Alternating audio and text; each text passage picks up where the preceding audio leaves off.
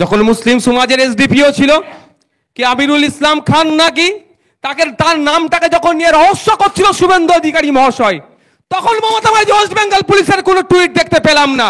কেন? এর জবাবও কিন্তু আগামী দিনে দিতে হবে।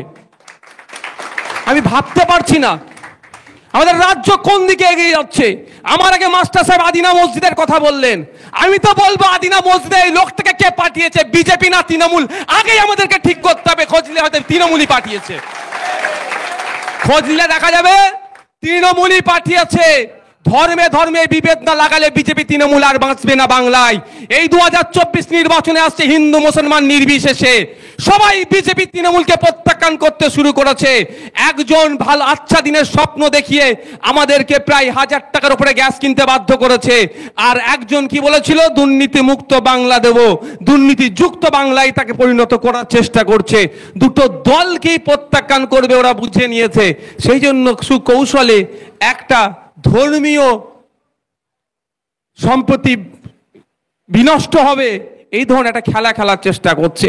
নাহলে ভাবতে পেরেছেন আদিনা মসজিদে যে লোক এসেছিল সে লোকের পরিচয় পুলিশ জানে না।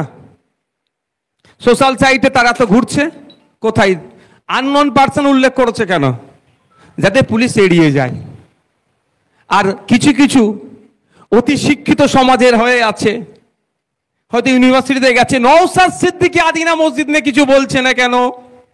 আরে নওশাদ সিদ্দিকী পুলিশ মন্ত্রী, পুলিশ মন্ত্রী এখন অ্যারেস্ট করলো না কেন? তাদের কিন্তু ফেসবুক হোয়াটসঅ্যাপে লেখার মতো এখনো সে হয়তো সময় আসেনি। সোশ্যাল সাইটে আইএসএফ আদিনা মসজিদ নিয়ে কি বলছে, এখনো আদিনা মসজিদ নিয়ে কথা বললো না কেন? কিন্তু তাদেরকে আবার সোশ্যাল সাইটে এটা পোস্ট করতে দেখলাম না। মুখ্যমন্ত্রী এখনো কেন আদিনা মসজিদে গিয়ে হিন্দু মুসলমানের মধ্যে যে সম্প্রীতি আছে বিনষ্ট করার যে চক্রান্ত করেছিল তাকে এখনো অ্যারেস্ট করলো না কেন? এ কথা কিন্তু তাদেরকে লিখতে দেখতে পাচ্ছি না। কিছু মানুষজন আছে তাদেরকে টাকা দিয়ে রাখা হয়েছে, আইএসএফ এর পেছনে লাগো, কথায় কথায় আইএসএফ কে ডিস্টার্ব করো। কারণ কেন? আইএসএফ তো শুধু মুসলমানদের দল নয়, এখানে বসে আছে এ জায়গায় বলে যাচ্ছি আমার এসসি সমাজের মায়ের জমি নাকি লুট হচ্ছে, আমার কাছে খবর এসেছে। এখানে আমি এই প্রোগ্রামের সাথে তার সাথে কথা বলবো, প্রয়োজনে আমরা থেকে তার জমি উদ্ধার করে যাব। এটাই হচ্ছে আইএসএফ। সেই জন্য ভয় পাচ্ছে শাসক, ভয় পাচ্ছে শাসক, ভয় পাচ্ছে শাসক। আইএসএফ কে দেখে দাও। আইএসএফ মুসলমানের দল নয়, এসটি এসসি কারো ধর্মীয় দল নয়, বা কোনো ধর্মকে প্রমোট করতে আসেনি। আইএসএফ এসেছে মানুষের অধিকারকে বুঝিয়ে দিতে। যে অত্যাচারিত, যে নিপীড়িত, যে লাঞ্ছিত, যে বঞ্চিত তার পাশে আইএসএফ দাঁড়াবে। তার ধর্মীয় কি পরিচয় দেখার দরকার নেই। আইএসএফ ছুটে চলে গিয়েছিল চোপড়াতে, ওখানে ধর্মীয় পরিচয় ছিল আদিবাসী, তাদের উপরে তৃণমূলের দুষ্কৃতীরা হামলা করেছিল, বাড়ি ঘর দর ভেঙে দিয়েছিল। সেখানে গিয়ে তাদের পাশে দাঁড়িয়ে এমন আন্দোলন সংগঠিত করেছে, সরকার নাকি শুনছি বাধ্য হয়েছে তাদেরকে পাট্টা দেবে বলে কমিটমেন্ট করেছে। এটা হচ্ছে আইএসএফ। আইএসএফ সন্দেশখালী মা বোনেদের পাশে আছে। আপনারা জানেন আমাদের প্রতিনিধি দল যেতে চেয়েছিল, অপদার্থ পুলিশ আটকেছে 144-এর নামে। গতকাল কি আমরা উত্তর 24 পরগনার একাধিক থানাতে ডেপুটেশন দিয়েছি, তার আগে আমরা বসিরহাট এসপিতে ডেপুটেশন দিয়েছি। তার সাথে সাথে বলে রাখছি ওখানকার মা বোনেদের সহ তাদের সাথে যারা অপকর্ম করেছে ওটা সহ যাদের জমি কেড়ে নিয়ে দেখছিলেন না ভিডিওতে, নোনা জাল ঢুকিয়ে দিচ্ছে, মেছো বেড়ি বানাচ্ছে, এ ধরনের প্রায় 1000 বিঘের কাছাকাছি আমাদের আদিবাসী সমাজের, আমাদের দলিত সমাজের, আমাদের মুসলমান সমাজের মা বোনেদের জমি বাপ ভাইদের কেড়েছে। সেটা নিয়ে আগামী দিনে আমরা কলকাতা হাইকোর্টে যাচ্ছি তাদের হয়ে লড়াই করব বলে। ওই জন্য ভয় পাচ্ছে। আইএসএফ কে দেখে দাও, আইএসএফ কে দেখে দাও, আইএসএফ কে দেখে দাও। একবারের জন্য বললো না যে আধার কার্ড নাকি ডিঅ্যাক্টিভ হয়ে যাচ্ছে, সেখানেও বলছে আইএসএফ এর মতামত কি প্রস্তুত আছে? যাদের আধার কার্ড ডিঅ্যাক্টিভ করবে বিজেপি সরকার, যাই সমস্ত চাই হিন্দু হোক আর মুসলমান হোক, তাদেরকে নিয়ে রাজপথে নামবে আইএসএফ।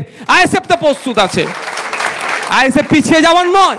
কিন্তু প্রশ্ন এটাই যে মমতা ব্যানার্জি বলেছিল বিজেপির বিরুদ্ধে আমাকে শক্তিশালী করো, আমি বিজেপির বিরুদ্ধে লড়াই করব, সে কেন বলছে অল্টারনেটিভ আধার কার্ড দেবো? সে কেন বলছে না ডিঅ্যাক্টিভ গুলোকে অ্যাক্টিভ করাইয়ে ছাড়বো? এ কথা বলার সাহস পাচ্ছে না, কারণ বললেই তো তার ভাইপো গ্যারেজ হয়ে যাবে।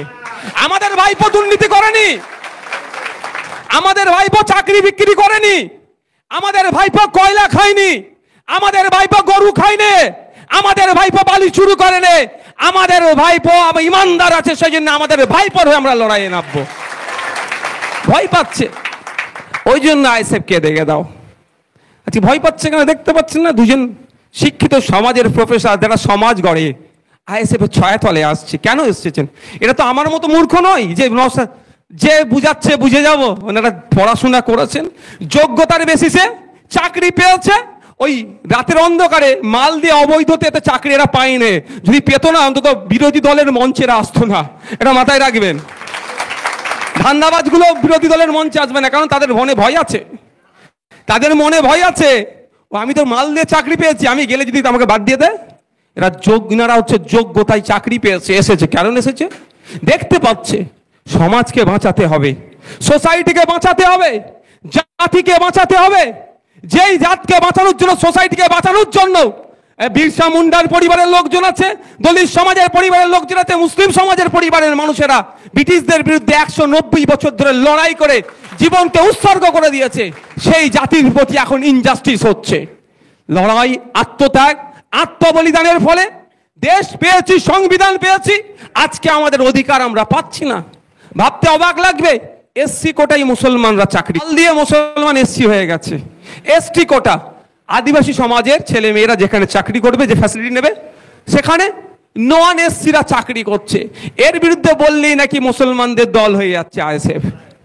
কদিন আগে দেখছিলাম একটা বড় মামলা হলো, সুপ্রিম কোর্ট পর্যন্ত গিয়েছিল, যে মেডিকেলে ভর্তির ক্ষেত্রে যে এসটি এসসি বা ওবিসি যে কোটায় আছে সেই কোটার মান্যতা দেওয়া হয়নি।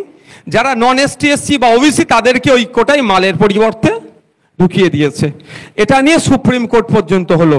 অবশেষে দেখলাম মেদিনীপুর মেডিকেল কলেজের একজন ছাত্রীকে এখান থেকে বহিষ্কার করেছে। শুধু আমাদের বক্তব্য শুধু বহিষ্কার করলে হবে না, উনার যিনি সার্টিফিকেটটা ইস্যু করেছে তাকে কবে বহিষ্কার করবে, এই আওয়াজটা আমরা তুলছি। এই জন্যই শাসক ভয় পাচ্ছে, কারণ ওই উনার যে সার্টিফিকেটটা ইস্যু করেছে কোনো এসডিও লেভেলের অফিসার, সে এসডিও লেভেলের অফিসারের নিজের ক্ষমতা নেই যে ডুপ্লিকেট সার্টিফিকেট ইস্যু করবে। দেখুন কোন তৃণমূলের বড় নেতার সাথে যুক্ত আছে, যদি বরখাস্ত করে এসডিওকে, এসডিও তো পুরো তৃণমূলের বড় নেতার নাম নেবে, তৃণমূল তো এক্সপোজ হয়ে যাবে। ওই জন্য অত অব্দি যাচ্ছে না, ছাত্রীকে ওখান থেকে বহিষ্কার করেছে। এই লড়াই আমরা লড়ছি বলেই আজকে আমাদের সাথে সমস্ত শ্রেণীর মানুষেরা যুক্ত হচ্ছে। আর আমাদের যত ক্ষমতা বৃদ্ধি হচ্ছে ততই শাসক চাপে পড়ছে আমাদের নামে মিথ্যা অভিযোগ, মিথ্যাভাবে আর কিছু পুষে রেখেছে, তাদের দিয়ে আমাদেরকে আক্রমণ করার চেষ্টা করছে। আমার প্রশ্ন এখানে, আজকের এখানে দাঁড়িয়ে, আজকে মাতৃভাষা দিবস, আন্তর্জাতিক মাতৃভাষা দিবস, যত বক্তারা ছিল, মাস্টার সাহেব যখন আমাদের আছেন, শামসুল আলী মল্লিক সাহেব, আমাকে মনে হয় এই বিষয়ে নতুন করে বলতে হবে না, সব গুলে খাইয়ে দিয়েছে। তারপরে আমাদের ভৌগোলিক অবস্থান থেকে শুরু করে যে কি অবস্থিতে পূর্ব পাকিস্তান আর পশ্চিম পাকিস্তানের দূরত্ব থেকে শুরু করে কিভাবে চাপিয়ে দেওয়া হচ্ছিল সে বিষয়ে সব বলে দিয়েছে। যদি আমি শেষের দিকে যদি সময় পাই স্বল্প এতে টাচ করব, কিন্তু প্রশ্ন আমার এখানে, আজকে আমরা আন্তর্জাতিক মাতৃভাষা দিবস উদযাপন করছি, কিন্তু আমাদের বাকি কালচার, কৃষ্টি কালচারগুলো আছে তো? আমরা আজকে যারা এখানে আছি মনে করবো কি বাংলা ভাষাই আমাদের সর্বশ্রেষ্ঠ, অবশ্যই আমরা বাংলা ভাষায় কথা বলি, কিন্তু আমাদের সমাজের যাদের মাতৃভাষা অলচিকি, সাঁওতালি ভাষা, তাদের কথা আমাদের ভাবতে হবে না? যাদের নেপালি, যাদের কামতাপুরি, যাদের কুড়মালি ভাষা, তাদের ক্ষেত্রে কি হচ্ছে? তাদের কৃষ্টি কালচারকে ধ্বংস করে দিচ্ছে। তাই আজকের দিনে দাঁড়িয়ে শুধুমাত্রই বরকত, সালাম, জব্বরকে যেমন স্মরণ করব, সাথে সাথে এটাও বলতে হবে সেই সময় উর্দু সাম্রাজ্যবাদের বিরুদ্ধে যেমন তারা লড়াই করেছিল, আজকের দিনেও যে এক ধরনের সাম্রাজ্যবাদী আছে অর্থনৈতিক দিক দিয়ে যারা আগ্রাসন করছে, তাদের বিরুদ্ধে লড়াইয়ের সাথে সাথে যারা ভাষাগত আগ্রাসন হচ্ছে, যারা ভাষা সাম্রাজ্যবাদী, তাদের বিরুদ্ধে আমাদেরকে লড়াই করতে হবে। যাদের যেটা মাতৃভাষা তাদেরকে যদি কেউ চাপিয়ে দেওয়ার চেষ্টা করে, তাদের বিরুদ্ধে লড়াই আমাদের থাকতে হবে গণতান্ত্রিক প্রক্রিয়াতে। আপনারা দেখুন না, রাজ্যের মাননীয় মুখ্যমন্ত্রীর দিকে লক্ষ্য করলে বোঝা যাবে, ভোটের আগে অনেক ইস্তেহার ছেড়েছিল। কি বলেছিল জানেন? নেপালি, রাজবংশী,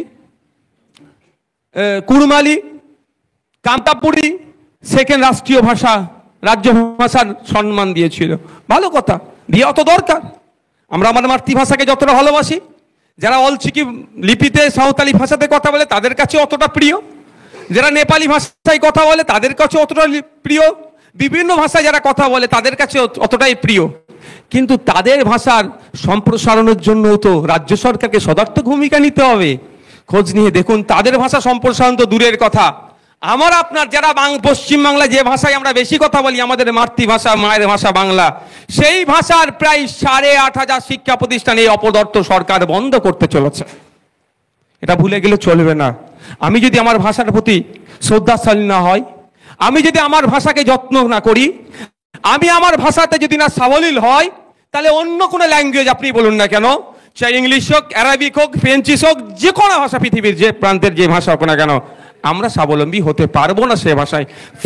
প্রথমে আমাকে আমার ভাষাতে স্বাবলম্বী হতে হবে, আমার ভাষাকে ভালোবাসতে হবে, আমার মাতৃভাষাতে আমাকে দক্ষ হতে হবে, তারপরে সেকেন্ড থার্ড ল্যাঙ্গুয়েজে আপনি রপ্ত হয়ে যাবে। কিন্তু এই রাজ্য সরকার কি করছেন? সুকৌশলে আমাদের কৃষ্টি কালচারকে ভুলিয়ে দেওয়ার জন্য, আমাদের যে ঐতিহ্য আছে সেটাকে ভুলিয়ে দেওয়ার জন্য আমাদেরকে প্রথম আমাদের যে ভাষায় শিক্ষা প্রতিষ্ঠানগুলো আছে বন্ধ করে দেওয়ার অপচেষ্টা চালাচ্ছে। আপনাদের বলে রাখি, আপনাদের হাওড়া জেলাতেও বেশ কিছু এই ধরনের শিক্ষা প্রতিষ্ঠান আছে যেগুলো আমাদের মাতৃভাষায় পড়ানো হয় আমাদের বাচ্চাদেরকে, সেগুলো বন্ধ করতে চলেছে। আপনাদেরকে সজাগ সতর্ক থাকতে হবে। আজকের এই আন্তর্জাতিক মাতৃভাষা দিবসে আমাদেরকে শপথ গ্রহণ করতে হবে। একটাও